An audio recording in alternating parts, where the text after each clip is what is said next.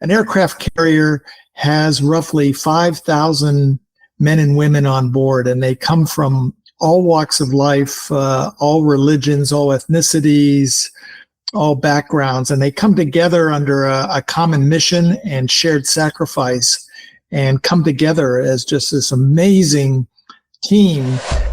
What I had to do was figure out, how do I lead so that I get people's full engagement and enthusiasm in order to really perform at their very best. How high would you say the trust level is in your team? Trust is, as we've heard many times before, the key to leadership success, not to mention it being essential for high performance. However, trust building and trust maintenance too often take a backseat to the profit motive or to the simple busyness of daily business. Today, we're going to be talking about building high trust teams for top performance. And I think I would be pretty hard pressed to find a more qualified guest on that subject than today's guest, Captain George Dom, US Navy, retired. And George founded the High Trust Leadership Network. He's obviously a former naval officer and aviator with a career that spans several leadership roles, including being a Top Gun instructor, flight leader of the Blue Angels, the US Navy air display team, combat strike leader, and then a division chief at the Pentagon as well. Today, he's the chief operating officer of an aviation company based in California, as well as being an author, speaker, and leadership consultant for Fortune 500 corporations. And George has kindly agreed to talk to us about his career experiences, the key lessons of leadership from those high-stress, high-performance environments, his 5 pillars of high-trust leadership, and, of course, being a former Top Gun instructor, we had to talk about the movies a bit as well. So I hope you'll stay with us. Loads to learn in this episode and a brilliant guest.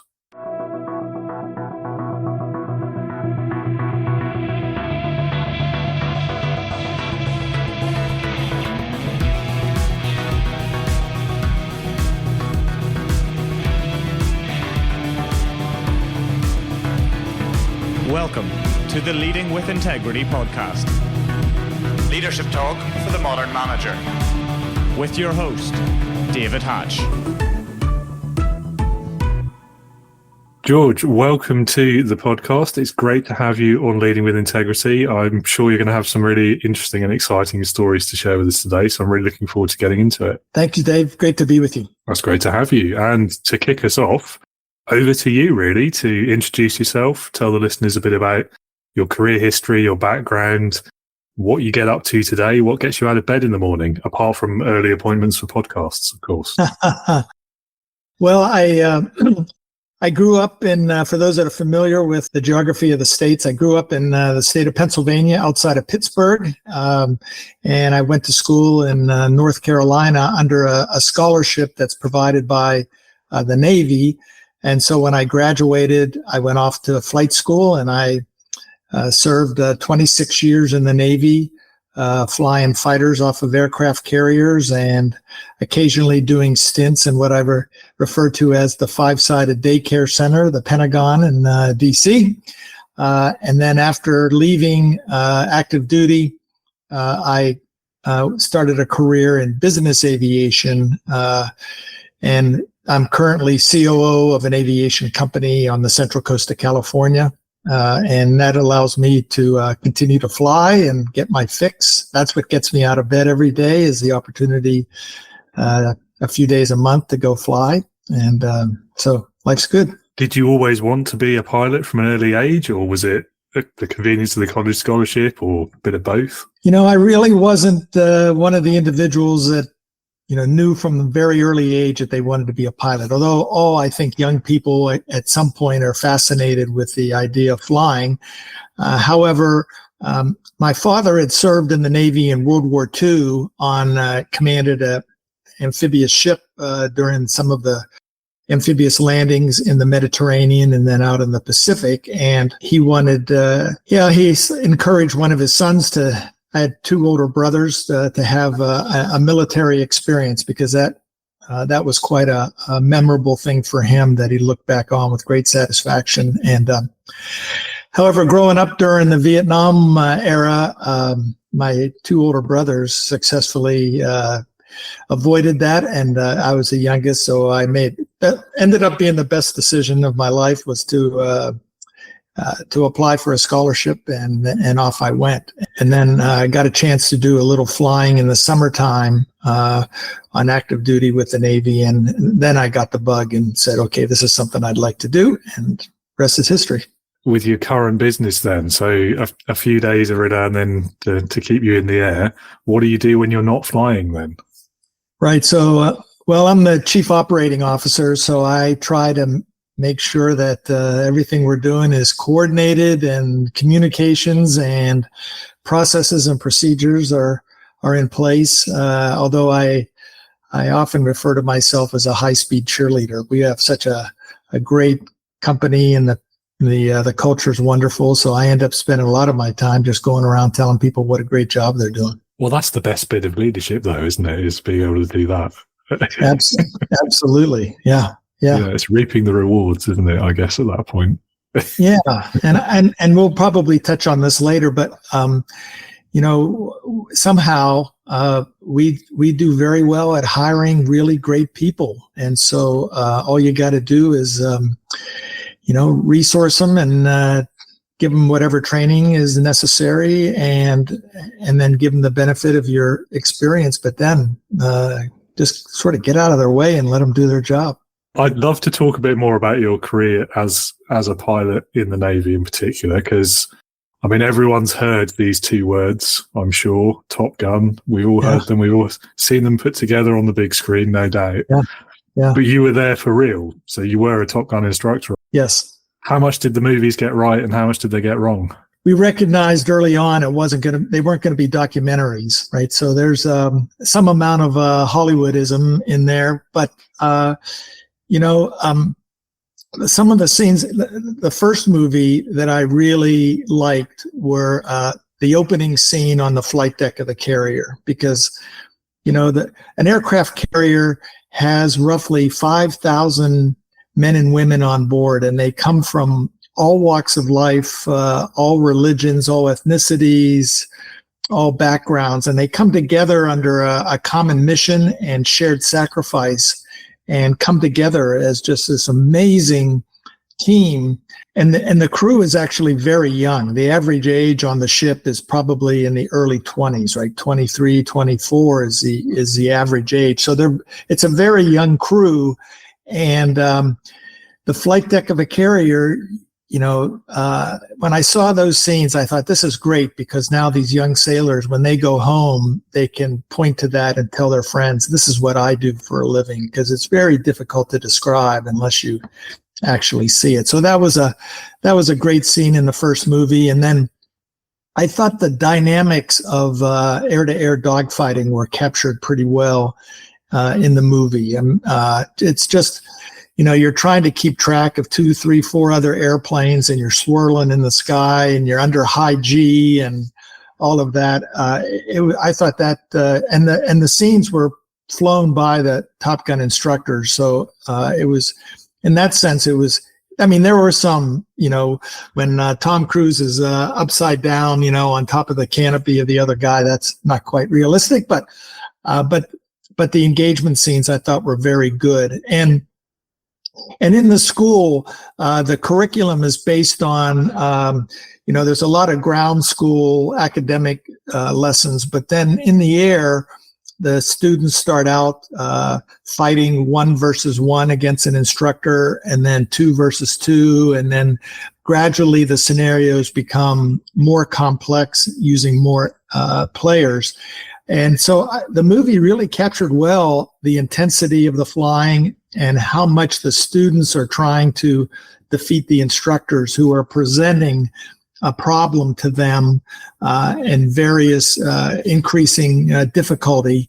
And if the students have a solid plan and they execute it with discipline, then they will at least survive it, if not win. But if they make a mistake or they don't have a good plan, then the instructors are going to have their day. And so the intensity of that I thought was pretty accurate. But there's no Top Gun trophy given for individual performance, because as you might imagine, the whole effort there is teamwork and working together in order to solve the problem and accomplish the mission. The second movie, Maverick, I also really liked. And the flying there was really very realistic, I thought. In the first movie, the idea was to have the instructors fly in the back seat of an F-14, and they would pretend like they were flying and make it look like they were piloting the airplane, even though they're riding in the back seat. But they found that they couldn't use the footage that they shot because the actors were falling asleep, or they were under high G, or they were getting sick or whatever. So they ended up constructing a F-14 cockpit replica in one of the hangars in LA, and they shot a lot of the scenes and then used CGI to do it. The second movie, though, by then, during that 20-some year interim, Tom Cruise became a very accomplished pilot. And as you saw in the Maverick movie, that's his P-51 that he's flying. And he owns a Honda jet, I think, also. And anyway, he insisted that the actors go through a familiarization phase. And so they went out and got some flight time and flew in, I think, these little extra 300s or something aerobatic to feel the G's and to be, maneuvering. And then they got some flights in the back of L-39. These are former Czechoslovakian trainers that are owned by a civilian jet team in the U.S. And so they got to experience what it's like in a tactical jet, pulling G's and maneuvering and so forth. So the scenes are actually flown by Top Gun instructors, but the actors are in the back seat of these 2-seat Super Hornets. And I thought the flying scenes reminded me very much of a lot of the training missions that we used to do in the Sierra Mountains out here in the West. Low level, working our way down the valleys, popping over ridge lines and to get to a simulated target area and so forth. So I thought that was very good. Now, the experimental airplane that Tom flew to Mach 10 or whatever, I can't comment on how realistic that was. And certainly my friends who flew the Tomcat were very pleased with the scene at the end when the Tomcat beats up on a couple F-22s. That was stretching the truth a bit, but we never let the truth get in the way of a really good story. So no, well, that's it. I mean, ejecting at Mach 10, I can't imagine that's not going to be survivable, I suspect. But yeah, as you say, never get in the way of a good story. That's right. That opening scene of the first movie, I think in combination with the music as well. Yeah. I mean, it's iconic, isn't it? It's one of those scenes that everyone knows. Yeah, it's wonderful. And as you notice in that scene, all the different sailors on the flight deck, depending upon what their job is, they're wearing different colored jersey because it's just so noisy on the flight deck and so forth that it's important to be able to tell who is who and what their role is and so forth. And again, it's quite a dynamic place there with, we land airplanes in the daytime every 45 seconds. And at nighttime, we try to land an airplane every minute in a recovery. So it's pretty hectic, that's for sure. Yeah, hectic is the right word. I mean, the other big thing, particularly with the first one, it's probably too early to tell with the second, isn't it? But it was, I think, one of the reasons why the Navy got so involved in it is they saw it accurately as quite a good recruiting tool. Yeah. As you said, we're hoping that the second one is equally effective because, frankly, it's very challenging these days to recruit. Because, frankly, a lot of the young people don't qualify physically either because of, experimenting with drugs or they're not in physical shape or whatever. It's difficult. So hopefully this will spur a lot of interest for people to think about, hey, I'd like to try to do that. So my follow-up question to that is, how many pilots that you've worked with over the years are pilots because they saw that film? Yeah, quite a few. There is quite a few. Yeah, exactly. Yeah. Could you put a percent on it, do you reckon? Maybe 80%?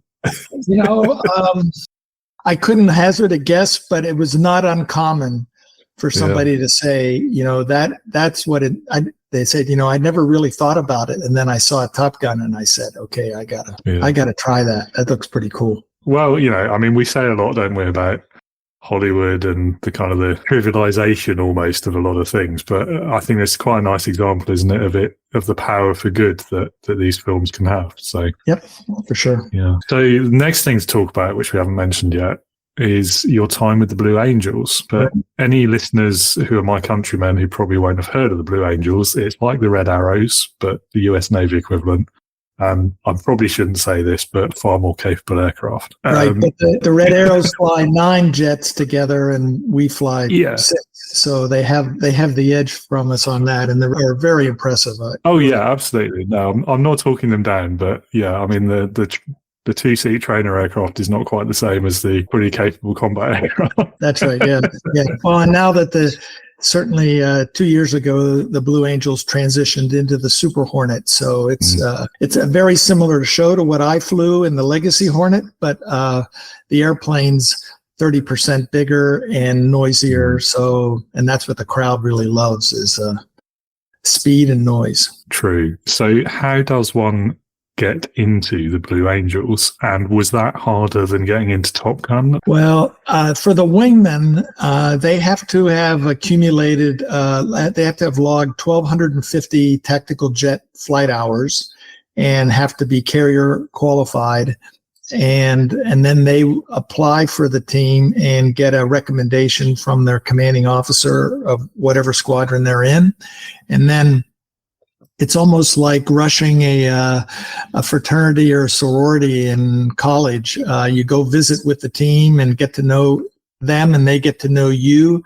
And then out of that process, they whittle the list down from, some number of applicants down to the final 6 or 8, and then select 2 or 3 for the next year. While both of them are very elite organizations that are very, very competitive to get into, I guess I would have to say, because Top Gun it's a larger organization, and it brings in new instructors in a larger number than the Blue Angels do for their wingmen.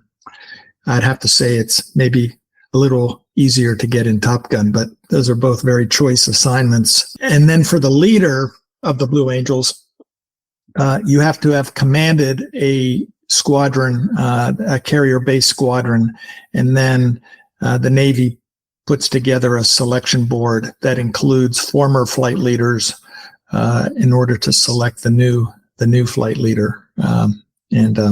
So that's how I got on the team to be the flight leader, which interestingly enough, you don't come in as a wingman and then fleet up to become the leader. You come in as the leader. So I had significantly more flight time and experience than my wingman, but I didn't have any Blue Angel experience.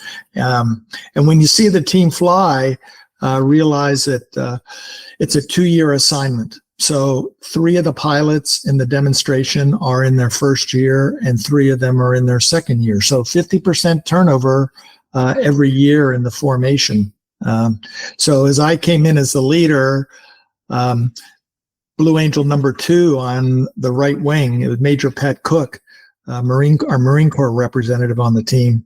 He was in his second year, and it was his job to show me or help me understand, here's what you need to do in order to fly a Blue Angel demonstration. And so together we figured it out. That is interesting. I wonder what the logic is behind not working your way up and coming straight in as the leader. Well, I think, first of all, there's a significant gap from the time that as a young wingman, then there's a couple steps in your career before you would command a squadron. So there would be a break in that. And I think to some degree, because there's no lateral entry in the military, you have to move on to other things, right? And and I think also as the organization, you don't want somebody coming in to lead who takes the organization back to where it was 4 or 5, 6 years prior when they were on the team as a wingman. You want to keep moving the organization forward. And then it also just gives more people the opportunity to have the experience, which is incredible, as you might imagine. Yeah, fair enough. And I guess the 2-year turnaround is probably a big factor as well. Does anyone get to do it more than once, or is it just that you get one go and that's it? Typically one go, although there have been occasions because of somebody got injured or we had a mishap, which thankfully hasn't happened lately. But when you join the team, I mean, it's sort of an unspoken rule that you are now eligible when you leave the team. If something happens and they need to fill a spot, you're eligible to come back and do that for the good of the team. So that occasionally happens, but thankfully not very often. That makes sense. Flying off carriers, I mean, fast jets generally, the Blue Angels as well in particular, this it's no real exaggeration, is it, to describe that as life and death stuff and potentially massive consequences. Yep. Now, most of our listeners, at least I hope most of our listeners, don't operate in that kind of environment under that kind of stress and pressure. Right. So, I mean, the lessons that you can take from that environment, what makes those relevant to anyone, even people who aren't in that sort of situation? Yeah. Well, granted, there are significant differences between military and civilian organizations and companies, but I'd hope that your listeners would be open to the fact that there are many similarities also. I mean, we all face complex and unpredictable challenges. There's always a high degree of pressure, and oftentimes we have low margins that we're operating under. We've got to be able to attract and retain top talent and leverage diversity. There's always a lot of competition, lots of distractions, and we have to work together as a team in order to succeed. And the two reasons why I believe it's really relevant is that, first of all, whether you're military or civilian, the organizations are made up of people, and people are the same pretty much throughout. Although I did have somebody one time say to me, he said, how hard could it have been to be a leader in the military? You tell people what to do and they do it. Well, that may be how it comes across sometimes in the movies or TV shows or whatever, but it's far from that. I mean, of course, as the commanding officer, I had what we call the Uniform Code of Military Justice behind me, and I could force compliance up to a point, but that would give us such low performance that we wouldn't be able to really be successful. So, what I had to do was figure out, how do I lead so that I get people's full engagement and enthusiasm in order to really perform at their very best. So that's one thing. And then the other thing I'd say is that relevance is that the good thing about it, operating in extreme environments is that because the consequences are so severe, you can't compromise. You can't look away if there's an issue, and you have to figure out what's going to work and then execute on that. So while your listeners most likely don't operate in a life and death environment, these universal principles that come out of extreme environments are relevant regardless. And if you're willing to apply these, they will contribute very much to your success as well, even though you don't have to take it quite to the extreme that we did, just because it was so unforgiving. Yeah, it's a good point. I mean, particularly that kind of the autocrat viewpoint, because I agree. I mean, I've heard that as well. The assumption is it's a lot easier when people don't have a choice whether they do as they're told or not. But the reality, as you say, it's not about whether they do it. It's about the performance and how well they do it, and whether they do it with a smile on their face and are happy to do the next thing and the next thing after that or not. That's right. And it's not actually that different, I think, not having done both. But so this is an ignorant assumption, perhaps, but it's not that different to an employment thing, is it? You've always, as a boss, got that fallback position of, well, if you don't do it, then you lose your job. I'm going to stop paying you. But I think the point is, if you have to rely on that threat, let's say, or the UCMJ, as you say, then you're not really leading at that point, are you? And it's not going to work for the long term. That's right. And the results are not going to be anything. You may get to a relatively low level of success, but not to the level that you need. And, I found that some of the smartest, most nuanced thinkers I've ever come across in my life were fellow military personnel, officers, and so forth, as we're trying to deal with very complex problems, particularly when we are involved in various, operations in cultures that we're not necessarily familiar with initially, and how you figure out, how you're going to make that work requires a lot of. You can't live in black and white. There's a lot of gray, and you have to be able to figure out in the gray. And so I think that may be a perception that some people would find surprising. I mean, we could talk a bit, couldn't we, about just the general level of complexity in modern life, how that's ramping up, like whatever your job or wherever you work. But it's I think nuance is the key these days, isn't it? That and context. Yep, exactly. Yeah, and change is a constant. There's no doubt, right? Yeah, so that perhaps leads me into my next question, which is about it's teamwork and trust, really. So they're obviously going to be essential to success in a high performance and extreme environment like that. And again, there are lessons that read across, I'm sure, to any kind of team environment.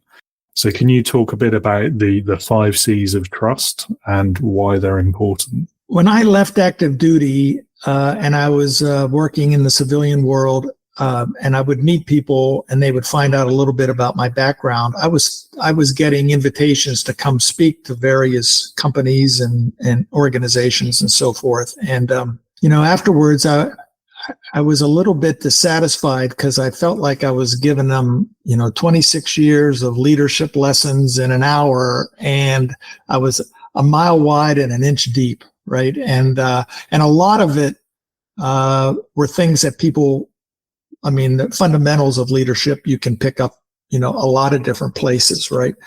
And I was talking to a friend of mine, and he said, I've been to hundreds of these keynote presentations, and the good ones are the ones that whenever I leave, I'm thinking differently than when I came in. So it caused me to start thinking about, okay, what was the one thing that I could focus on that was essential to our success, whether it was, on the flight deck of an aircraft carrier or, in a fighter squadron in combat or Top Gun or the Blue Angels. What was the secret sauce, that made all the difference? And that's when I decided to focus on this idea of high trust, because looking back on it, we didn't really talk about it explicitly, but oh boy, it was very much there. People would ask me, how close do you guys really fly? When I was with the Blue Angels, right? And I would tell them that, hey, if I could roll down the window in my cockpit, I could literally reach out and touch. If my wingman could reach out and touch either my jet or the jet next to them. We were flying 2 feet apart or so at 300, 400, 500 miles an hour at very low altitude doing 3-dimensional formation aerobatics, right? So I never forgot the 2 years that I was on the team, the tragic mishap that occurred with our Air Force, the U.S. Air Force team, the Thunderbirds, when they were doing a formation loop in training. And when you're flying that close to another jet, you're not looking around and enjoying the scenery. total concentration is on this hot piece of metal that's about 2 feet from your head. And sadly, on this day, when they were doing a loop, the leader didn't pull out, and they put 4 T-38 fighters into the desert floor in Nevada, killing all 4 pilots. So for me to be successful as the leader of the Blue Angels, I had to figure out, what do I have to do so that my wingmen would come to work every day and literally put their lives in my hands and mine with theirs, right? What would that take? And I didn't have it all figured out ahead of time, but we had 2 really great seasons, and we flew, 75 air shows at 35 different cities each year and throughout the year. And when I look back on that experience, I started to dig into it. Okay, what was it that allowed me to earn that level of trust? And that's when I came up with these 5 pillars, if you will, that all begin with C, so I can remember them. But for each one of them, there's a question that my team was asking about me. And depending upon the answer they discerned, they would make a judgment to what degree they trusted me.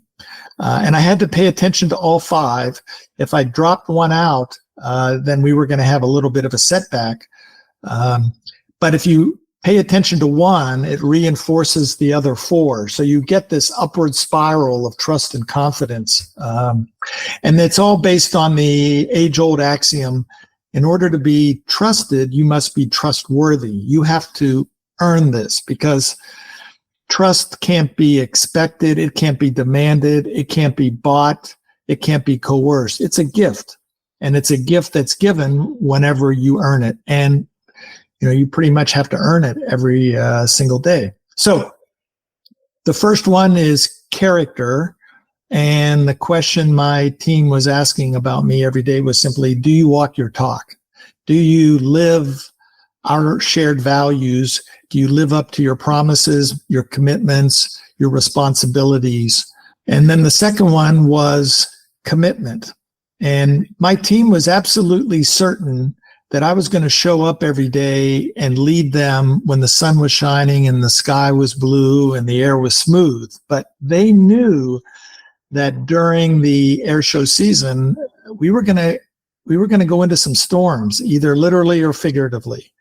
And because that's the way life is, right? You're either in a storm now, or you just came out of a storm, or guess what? You're getting ready to go into the next storm. So what they wanted to know was, are you going to be with us when the going gets rough? When we have to take a punch? And not only are you going to be with us, but are you going to show up and bring your A game and be the best leader you can be to get us through the storm to the other side? Because if you're just going to show up and cast blame and take names and CYA, forget about it. We want you to show up and be the best leader you can be. And then the question becomes, where does that kind of commitment come from, right? And the short answer is, I believe it comes from a very deep, a very clear, and a very intense sense of purpose. In the military, we call it mission. When you know what mission you're on and why it's so important, that's what helps you get up whenever you've been knocked down or you face significant adversity. The third one is competence. And this is what we typically think about, particularly in a professional situation, when we are making a trust decision for whether it's hiring or promotion or job assignment or whatever. And certainly competence is absolutely critical, but I put it third for a reason, because I believe if you don't get the first 2, this doesn't matter so much, right? If somebody doesn't walk our talk or live our values or live up to their commitments, or they're not committed to us as well as to the mission, then, but if you can get the first 2, if you can get somebody who walks their talk and they are all in, and you hire them and they have a a good amount of experience and skill, you can teach them pretty much what you need to know. But anyway, so when we'd sit down at the briefing conference table for our daily pre-flight briefing, I could look around the room and I could see the third question in their eyes. And the question was, are you good enough to be our leader today? Are you better than you were yesterday, but not as good as you're going to be tomorrow? Because we don't want to stay here. We want to keep getting better and better and better. And we as a team aren't going to get better if you as the leader don't keep getting better. You see, I had learned quickly that I could have a good day and my team might have an average day. But like any leader, our team's not going to have a great day if I don't have a great day. And so the pressure was on me every day to show up and make sure. Now, some days are better than others, but I could never have a bad day. And that was a big part of the challenge, was how do I manage myself so that I never have a bad day? And we can talk about some of that if you want, but that was a big deal. And then the fourth one is the one I think most leaders in 2024 are missing or have let slide, because none of this is rocket science, right? Everything here, your listeners will have heard in one form or fashion, but to put it all together. But this next one is connection. And the question is, do they believe you understand them? Which is a different question than do I believe I understand them? Because what I believe is interesting, but not sufficient. What matters is what do they believe? And when they believe you get them, that you understand their challenges, you understand their concerns, you understand their goals, and that they know that when you're making a decision, you're taking them into account, then they'll join up and follow you anywhere. And I found that people don't need to get their way all the time, but they do need to be heard, and they do need to feel like their situation has been taken into account when you're making the decision. Because if they don't feel like you get them, then there's always hesitation, separation, and disengagement. And then the final one is communication. If connection is, do they believe I understand them? Communication is, do they understand me? Am I transmitting in a way that is understandable to them? Am I being clear, concise, and direct and consistent in my messaging so that they actually hear and understand the message I intended to send? Because unfortunately for leaders in communication problems, it's the presumption that it's occurred. People say, I sent the email. They get it. I gave the talk. They get it. I had the difficult conversation. He gets it. They don't get it, at least not right away. And too often the leader tires of transmitting before the audience has received the message. So we have to have a cadence of communication that is consistent and uses a variety of channels and make sure that it's in a format that the audience understands. And then we have to have a mechanism that confirms that the message we transmitted was the one that was received. And we have protocols for that in aviation in order to avoid misunderstandings, where when an air traffic controller gives me as a pilot some direction to fly a certain heading or to climb to a certain altitude, I'm going to read that direction back verbatim so that they know that I received the correct message and understand it, right? So we have to do better than that. So there's the 5 C's there. And I believe if there's a personnel issue, whether it's personally or professionally with somebody, your relationship just isn't what you'd want it to be, it's somewhere in those 5, if you peel it back and analyze them. Yeah, I mean, there's a lot to pick out there, but I think broadly there's some familiar themes there in just any description of effective leadership, isn't there? One thing I will pick up on, though, that you said about not being able to have a bad day. Any human will have a bad day sometimes. So what strategies did you employ to kind of minimize or avoid that entirely if you could? Yeah. So, the goal was that when the canopies came down each day to go fly, that I was fully energized, in the moment, focused, and very positive in order to be able to perform at my best. And that's true whether you're flying or playing a sport or whatever you're doing, right? And so I think about it in terms of 4 dimensions of human energy.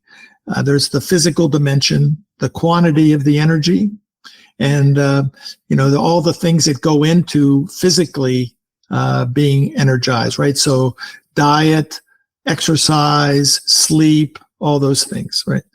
Nutrition. And then there's the emotional quality of the energy, right? Is it positive or is it negative? And we had certain rituals that we would have in the squadron in order to maintain a positive level of energy. And some of that also is affected by the physical dimension, right? How much sleep you get. Are you eating right? Are you avoiding, a bunch of sugar that you end up crashing, that sort of thing. And then there's the mental focus of the energy, right? So avoiding distractions. And again, each element plays into the other, right? If something's bothering you emotionally, that affects your ability to concentrate. If you didn't get enough sleep, that affects it. But that's what you're looking for, is the focus of the energy. And then finally, there's the spiritual dimension, which isn't so much, it can be some sort of, religious faith or whatever, but it's really about purpose, about something bigger than yourself that you're dedicated to, that really brings the force of it, right?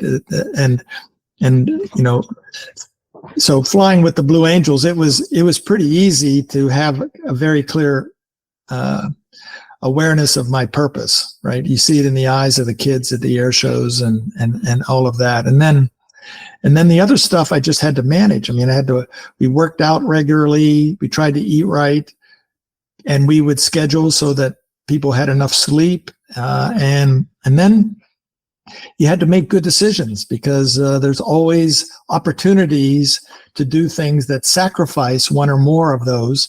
And you have to learn how to say no to some things in order to make sure that you're saying yes to the outcome you're looking for when you climb in the cockpit. There's a good lesson there for any leader, just in that last bit alone, isn't there? Is being able to say no at the right time.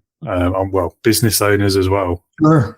Well, when I worked in the Pentagon, after leaving the Blue Angels, later on, before I left active duty, I was in the Pentagon, and I got there in December of 2001. So if you think way back to what went on in September 11th of 2001, and I checked in, and I was on the staff of the chairman of the Joint Chiefs, and I was the Middle East Division Chief.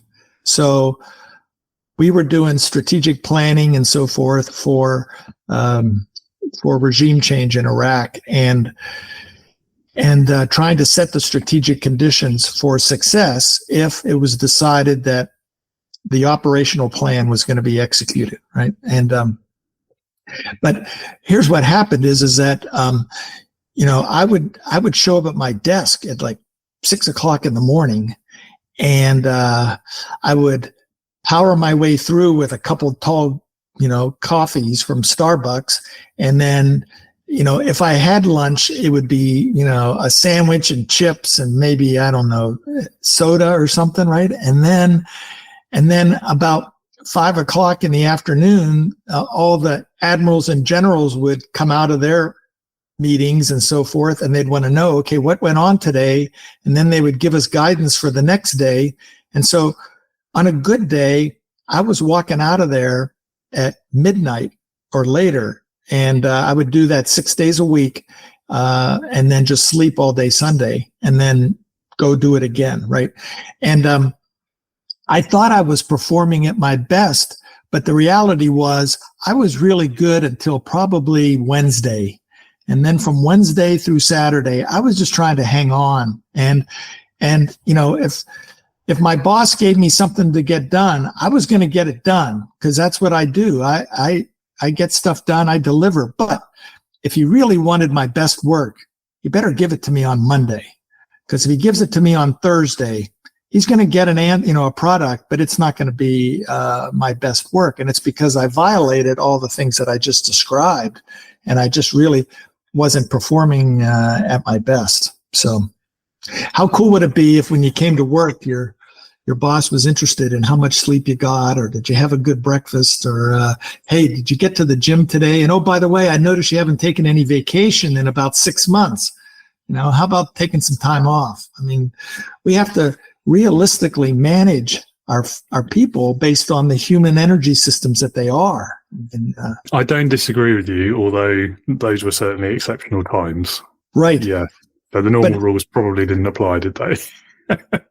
Well, when everything you're working on is on the front page of the New York Times, there's a sense that but look at all the people in various businesses in tech and so forth. Or how about my friends that are doctors, that when they go through medical school and they have to do these residencies where they are literally going 2 days or more without sleep. I mean, it's crazy. We have to adapt to something better, I think. Yeah, definitely. And the doctor example is particularly telling, isn't it? Because when you think about the decisions that they have to make whilst sleep deprived, I mean, yeah, doesn't bear thinking about, really, does it? No, I want to set my appointment in the morning shortly after when they're starting. Or whenever the shift changes. Yeah, that's right. Exactly. So going back a bit then to the concept of teamwork, I guess, which is really just about collaboration between different individuals, isn't it? What would you say is the secret to successful collaboration? Well, I don't think it's going to be any surprise to you that I'm going to go back to those 5 C's and trust. I mean, I think fundamentally you're going to collaborate with somebody most effectively when you really have a high trust relationship, right? So if you have shared values and you're operating, living up to whatever your responsibilities are in the collaboration, right? And that you're both committed to the outcome of the collaboration. That's important. And that what you bring to the collaboration is a high level of skill and experience, the competence. And then the connection that the other person that you're collaborating with feels like you understand who they are and what they're about, what their story is, and you respect them and understand them. And they feel understood. And then finally, that there's good communication. So no surprise, I think those 5 pillars apply directly to the ability to work in a team setting and collaborate. That's more or less what I thought you were going to say. When you have a hammer, every question sounds like a nail. Well, no, but it fits though, so it's okay. Yeah, it's not the square peg in the round hole problem. It's fine. Yeah. What has been your own best experience of being led? Let me think about that. I was really fortunate in that in my career, I've worked for some really excellent leaders, who set a great personal example and were very interested in my development and the development of the people that my teammates, and that we had a clear purpose and we were resourced so that we could accomplish the mission. But I think in general, I would say the best experience is whenever you are at a point where you have earned the trust of your boss, and then that boss grants you a high level of trust. And then it's just, and now you're given the autonomy to do your job as best as you can to solve problems and seize the initiative. And I could give you a bunch of examples that occurred to me, but that's when it was the most exhilarating, was when I was, I had a boss who helped me become the best that I could be at whatever role I was in. And I made a lot of mistakes along the way, but I was always fortunate that the people I worked for never let me feel like a failure. They understood that, hey, mistakes are going to happen. And as long as it's not negligence and you're doing your very best to do the right thing, mistakes are going to happen. Let's learn from it. And then let's move on, and you'll be better because of it. Well, it sounds like you were spoiled for choice then, and you couldn't pick one. Yeah. That's exactly right. Yeah. I mean, I like that about, particularly in the context where you were working, which again might be quite surprising to people that leaders were taking that viewpoint. But I think it shows a real maturity and professionalism from a leader who kind of look at a mistake that way and not automatically put it in the failure box and then blame the person, but more about, what can we learn from it? What can we do differently next time? Yeah, exactly. I mean, I think an organization that has zero tolerance is an organization that's going to be pretty brittle, and people are going to be walking on eggshells, and they're going to operate defensively, right? They're going to minimize risk so that nothing bad happens, so that their job isn't at risk or whatever the punishment might be. And therefore, the organization is going to operate at a much lower level than it otherwise could in productivity and innovation and so forth. But when people are given the opportunity to accept some risk, to lean in, and that mistakes are not viewed as failures, but simply part of the process, part of the way we do business. Now, comes with some, the leaders have to make sure that they set the guardrails correctly and that they monitor enough to make sure that there's nothing fatal happens. And by that, I mean, something that the company can't overcome. But inside of that, what's the old saying? If you're not failing often, then you're really not trying hard enough, right? You're not taking risks. You got to take risks if you're going to move the needle. So definitely. I also find there's a certain irony as well in those organizations where failure and mistakes are punished. People become so afraid of failure, they end up making more mistakes than they might have. Yeah, and a lot of it comes out of the insecurity of the leader, right? The leader's so afraid of that or insecure about their ability to handle mistakes that they just unacceptable. So too bad. Difficult question for you now, I think. If you could start your career over again, is there anything that you would do differently? Well, I was really lucky that things being at the right place at the right time and opportunities presenting themselves in terms of, what I was able to do and so forth. I don't think I would change much of that. But what I would do is, if I was able to go back to college, I would be a better student. I wasn't a very good student in college. And while I had a good time and I learned a lot, of course, a lot of that was learning about the social lessons, if you will. And I didn't quite appreciate the fact that there was so much there at the school and facilities and so forth that are all there just to help me learn. And I just didn't take advantage of it. So that's, if I could redo that, I would be a better student in college. And then the rest, there's things along the way that you might do a little differently. But man, I really had a great ride. So I can't say that I would do anything differently. Makes me think that phrase, the old one about youth being wasted on the young. Yeah. I feel like college and university, that experience is wasted on the people who are just there to learn how to drink. Yeah, because I'm the same. I look back and I think, oh man, there was so much stuff there that I didn't take advantage of because it wasn't on my priorities. And yeah, I came out of it with a degree, and I probably wouldn't have been able to do some of the things in my career that I've done. But also, if I'd done it maybe 10 years later, I bet I would have got better grades. I bet I would have learned more. I bet I would have taken more advantage of all those facilities that are available. Yep. Hindsight's helpful, isn't it? Yeah, exactly. Okay. Leadership Heroes. Well, George, last question for you. It's my favorite one. It's called Leadership Heroes. So if you had to pick one person, it could be anybody you like. They could be alive or dead, past or present, real or fictitious, who in your opinion would perfectly embody leadership. Who would that person be and why? Wow. We are living in, I think you'll agree, we are living in amazing times right now, in every dimension of life.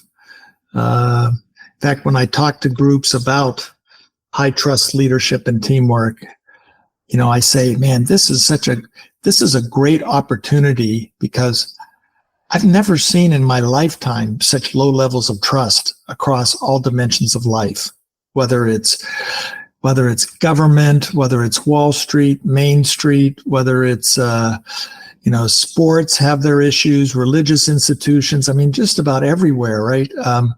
And so those people and organizations that are able to develop a high level of trustworthiness and trust, they're going to break out and so forth. And so I can't help but, thinking about where the U.S. is now politically and what we're currently and will continue to go through in this election year, 2024. And I'm not a scholar of Abraham Lincoln, but he would be the one I would pick as the one person that perfectly, at least in my understanding of his life and what he accomplished, embodies leadership. This guy, he had the vision to know where he wanted to take the country. He was facing just amazing challenges, both professionally and personally. He had some real tragedies in his personal life, losing a son and so forth. But he had the character and your podcaster, the integrity, to live the values. He leveraged diversity. There's a famous book, Team of Rivals, about how he brought into his cabinet members of the other party, of other political viewpoints. He connected with people. Certainly as the commander-in-chief, he would go visit the battlefields, and he would go to the hospitals to see the wounded and visit with the wounded, staying grounded at the impact of his decisions. And then he was such a master communicator. And every time I go to Washington, D.C., I try to carve out some time to go for a jog on the mall there. And I always end the run with a run up the steps of the Lincoln Memorial. And then while I'm panting from being worn out, I take a few minutes to read the Gettysburg Address, and especially his second inaugural address, which was just magic. So that would be my choice. It is a good choice, which is probably why we've had it a few times now. Oh, really? Yeah. Quite a few people have chosen him. And I think, he's such an interesting figure from history, isn't he? He's one of those people, he's probably universally known and recognized even outside of his own country, which is quite rare for a national leader, I think. I think what really kind of appeals to me about him from a leadership perspective was, and this is a bit of a double-edged sword as well, actually, is he knew what the right thing to do was. And he knew it was going to be difficult. He knew it was going to punish him personally, definitely politically. But because it was the right thing to do, he did it anyway. And I think there's so much to learn just about that and the way that he did that in leadership. And side note, I'm actually watching the Apple TV series Manhunt at the moment, which is all about tangentially about him. Obviously, it's the hunt for John Wilkes Booth after the assassination. Oh, okay. It's really interesting. It's dramatized, obviously, but it's quite interesting. It's a bit of history that I didn't know much about, because nobody really tells the story about what happened immediately afterwards. Right. So yeah, it's quite. I'd recommend it. It's interesting. It's hard going at points, but it's interesting watching. Yeah, I read a book about it years ago, and it would be fun to reconnect with that story. I just can't help but think to your comments about him, how easy it would have been for him to give up, to quit, to say, hey, it just can't get done, right? And, I look at our politicians right now. You're seeing a fair number of them in Congress that are resigning rather than, sticking around and fixing the problem, right? They're just, giving it up to let somebody else deal with it. And it's just too bad to see. Yeah, I mean, he could have even just sort of taken the half measure, gone for the compromise, and probably still been lauded for that and got a pat on the back, and probably could have slept at night. But well, maybe he couldn't. I don't know. Maybe that's why he didn't do that. But yeah, I sort of I sort of categorize leaders into two different buckets, if you will. There's the status quo leader, who I've observed, who, gets handed a situation as a leader and just doesn't want to mess it up, just sort of maintain the stock price, don't cause any trouble. And then at the appropriate time, then they turn the organization over to somebody else. And then there's the transformational leader who has ideas about where he or she want to take the organization. They have an unwillingness to accept the status quo. We're not staying here. We are moving forward, and we are going to go to a new place that we haven't been before. And then they've invested in the relationships of the people that work for them, such that they have the influence to bring everybody along. Because everybody, whenever there's change, there's always is accompanied by anxiety and fear. And they overcome that anxiety and fear because they're trusted, because they have the influence to people go, well, I'm not really sure, but David's my guy. I'm coming with him, and let's go. That's certainly what he was, a transformational leader. Hard to doubt that, isn't it? Definitely. Well, George, we're almost out of time. So all that's really left for me to say is thank you so much for your time today and for sharing all these stories and insights. It's been a great conversation. I've really enjoyed myself. And the last small question I'll ask you, if any of the listeners want to know more about you, where can they go? So if they go to my website, georgedahm.com, I've got lots of blog posts and videos and stuff there that they can dig a little deeper into what we talked about today, and that'd be great. Awesome. I'll pop that link in the episode description as well so everyone can find that easily. Well, that's it. That's all we've got time for. Take care, David. Thank you. Bye-bye. You as well. Massive thanks again to George for his time and for sharing the benefits of his experience with us today. Listener, I hope you got plenty of value from that. Thank you for being with us today. And if you would like to learn more about George, then do check out the episode description for those links. I can recommend his blog. There's some great articles on there that I've thoroughly enjoyed reading myself.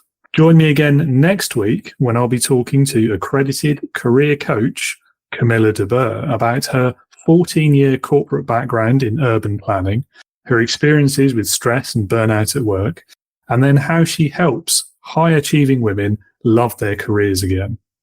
So until then, have an awesome week. Remember, follow George's 5 C's and build trust through character, commitment, competence, connection, and communication. And as always, be a leader, not a boss.